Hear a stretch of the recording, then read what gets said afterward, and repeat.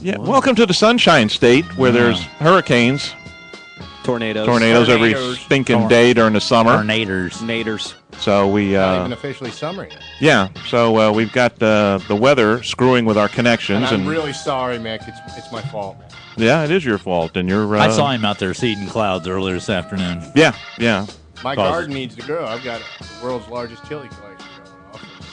In the mic, please. Talk I've into got the mic. The world's largest chili collection going, and I got to have my garden going, man. I need this rain. Yeah, but this bumps us off the air, and we have Jan Terri on the phone, and we're keeping her. Sorry. You know, it's just ridiculous. I don't like to keep my guests waiting. I'm terribly sorry, Jan. That's right. So, anyways, hurricanes, tornadoes aside, we can now get to our guest. Our guest this evening is, as I mentioned previously, Jan Terri. Jan Terri is a singer, songwriter, musician, internet sensation. Her videos have become very, very popular on the web. And she's just, we'll talk about her and her career and upcoming projects, et cetera, et cetera, et cetera. Welcome to the Mix Show, Jan Terri. Hey, thank you, guys. Hey, hello. Jan, welcome. Thank you for coming on. You're welcome. Trying to get my mic here. I'm sorry. Well, listen, in the studio with us, you have me, Mick. You have Keith, my co-host Keith, Mike, and Eric. So they'll be chiming in with their questions throughout the interview. I'm going to hand it over to Keith because Keith is actually a Chicago boy himself. Yes, I am. And I noticed, Jan, that you went to Columbia College of Chicago. Yes, that's correct. I did as well. Yeah, I studied radio there. Did you have Al Parker? I don't know. No, I just went recently. Yeah, Al Parker. Yeah. He's dead, but I had him. Oh, okay. What did you study there? I studied broadcast communications and arts and entertainment management. Oh, okay. I noticed in your videos too some very cool Chicago shots. Although yes, everything mostly was done in Chicago. Yeah, down by the lakefront, right? Yes. I noticed Lakeshore Boulevard. I saw quite a few less buildings, though, than you would see there today. Probably. I mean, you know, the Meg's Field's not there no more. So. What's not there? Meg's Field. Oh, okay. Yeah, that was an airport, right? Mm-hmm. So you're a Chicago native? Yes, I am. But I just have an Eastern accent. My dad's originally from Philly. I've been out to Jersey and New York a number of times. We forgive you. Keith, I should say Keith forgives you. I do. I forgive you. I don't know if you're watching us on Ustream, but I'm wearing my Bears outfit here. It's hard to hold her accent. No, I'm not, because I'm not by the computer at all, so then this way I can talk to you. Okay. Well, this way you won't get mixed up with the delay that's on Ustream as well. Right. But so you, out of college, let's start from the beginning. You started to write music and record your own music? Yes. Let's see, I wrote If You Want a Divorce From Me when I was 16, but it didn't get recorded until like I was like in second year of high school. Okay. I mean, in second year of college at Columbia. Then I went with T-High Recording Studio, and they were an 8-track recording studio. And now, give us a rundown. Are you writing all the music and the lyrics for your songs? I don't do sheet music, even though I had music theory. I can't write the notes. I know what I want. I usually try to relate to somebody that can play. You don't play any instruments? I write the lyrics, and I know how the melody should go, and I know what instruments I want, and I do their funny sounds that they should be making, but I can't, I don't. All right, so you convey this to other musicians, and then that's how the stuff gets recorded. Because I've done the same thing. Yeah. Yeah, I can't play an instrument, but when I had a band, I would do the same thing. I would just say, all right, I think this is the kind of sound I want. This is the kind of rhythm I want. We would just basically jam until we got it, to where I wanted it. I used to play the drums, so I can tell you rhythmically how it sounds with the drums. And the guitar, I can only play a little bit. And I do not consider myself a guitar player. There are great guitar players out there. I thought you were in your videos. I just look good playing it. That's it. It's the whole thing, looking good. Yeah, but you did a good job. But that's what a video's all about. It's just looking good playing it. I mean, that's really what it is. Yeah. It's a video. So so you succeeded there, and you started. And I try to make him more realistic. I mean, you got to understand, you're coming from somebody that went Columbia, and you know how productions are done, and try to do it inexpensively. Right. Versus record companies that have major money, that can spend major dollars on some of the stuff that it looks crappy out there. So. Right. Well, here's the thing. You're talking to a guy who's he's basically an old punk rocker. Both me and Eric. That's our genre. That's where we came up from. And I was never into what they now call classic rock and things like that of the 80s and the 90s. And your video was posted on my page, and I just thought, well, this isn't my kind of music. I don't like it. I don't want to know about it. But for some reason, it caught on with me. And I was like, wait a second. And Eric and I, again, you're talking to two old punk rockers. Eric and I have been singing Losing You all week long while we're at work. I mean, we cannot get the song. Day and night. Yeah. And I know, everybody loves Losing You. It's a great and song. everybody loves Get Down Goblin. That's another one. Yeah. Well, I mean, it's going to be my new Halloween song. Yeah, well, I'll get to that in a second. My wife and I went out and ran our errands over the weekend, and we spent the whole day out, in the car, and she hadn't heard Get Down Goblin, and I just kept in the car going, Get Down Goblin, Get Down Goblin. She goes, will you shut up? And I have people tell me that their wives got pregnant because of that song. Oh my so I don't want to Wow.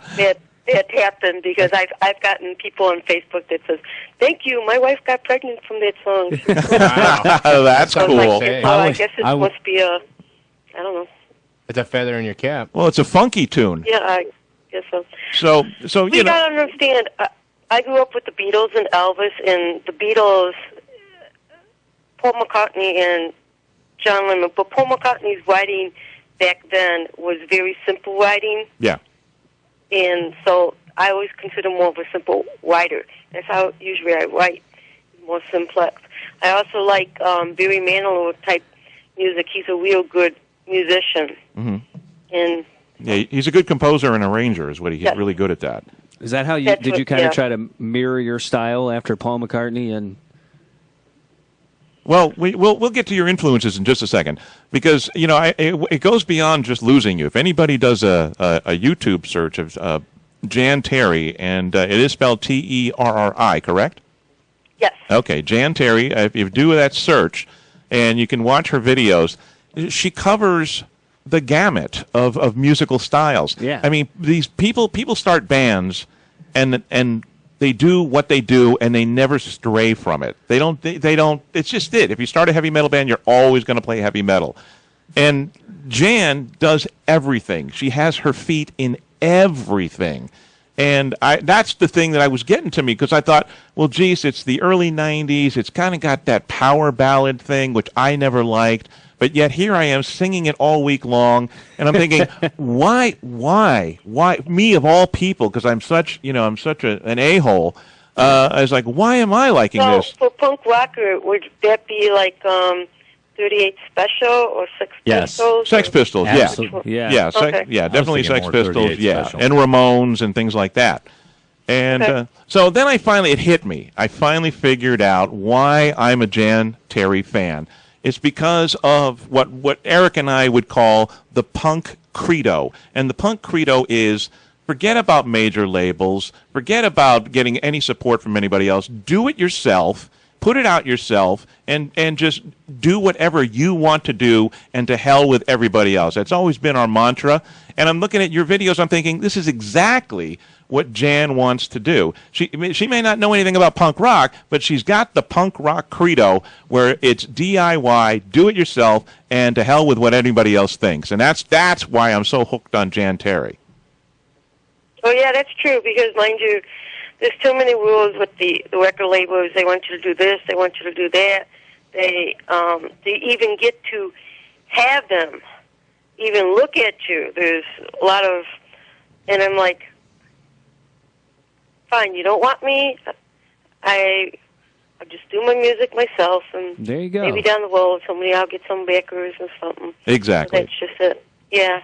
Yeah. And mostly, the credit cards and the house mortgage help get the albums out. So the 2 albums out. Yeah, exactly. And that's exactly how we came up as kids when we started bands. We never thought about getting signed to anybody. We just thought, you know what? We're just going to scrape our own money together. We'll do our gigs, and we'll put out our own. We're going back to the vinyl days, of course. And we'll put out our own records, and we'll sell them through the mail, and et cetera, et cetera, et cetera. We just want to do it ourselves, and to hell with everybody. We want to just be independent. And that's exactly the vibe you get when you go to YouTube and you look at and listen to Jan's music. And again, she's covering the gamut. She's doing the, let me pay you this compliment right here. You got Losing You, which I think should have been the closing song at the end of The Sopranos. I am so sick and tired of people with Journey. I've never been a Journey fan. Is it Don't Stop Believin'? I'm so sick of that. This is from that era, and I think this is a million times better than Don't Stop Believin'. I think it's a great tune, and Tony Soprano should have been listening to that on the jukebox at the end of the series. When they blasted him in the back of the head. Yeah. Well, I don't know. I had the guy Paul. He played in The Goodfellas, and he's an actor. I met him. His daughter is Mia. The last Paul name begins with Sorvino. an S. Paul Sorvino? Paul Sorvino? Huh? Paul Sorvino? Yeah, that's him. Yeah. Yeah, I met him at the Hungry Brain, and he asked me for an autographed picture, and he asked me to get, because I had pictures with me, and asked me for a picture for his daughter, too. Oh, wow. That's great. Yeah, Paul Sorvino. Yeah, he's good. You got celebrity fans. Well, Marilyn Manson liked my stuff, and he had me. He flew me out to L.A. to sing for his girlfriend at the time, Rose McGovern's birthday party. Wow. And then asked me to open up for him at Erie Ground at the it was Erie Ground Ballroom in Chicago. Okay. Yeah, I was the first act, the very first act. I went on at 7:30. Wow. And let me tell you, that's kind of freaky because, mind you, those people are dressed like goth. Yeah. And are his people. Yeah. They're not my people. So, but we had Rose introduce me, so it broke it up a little bit. Did you get a lot of fans out of that? I don't know. It was a full room, probably. I don't. It was back in 1998, and then he brought me with him to Wisconsin that Sunday too, because he said I did a fine, good job. Awesome. Yeah. And so, I mean, are you doing any recent gigs? I mean, are you touring anywhere or doing anything? Okay, I just did a show in New York. I was supposed to do a video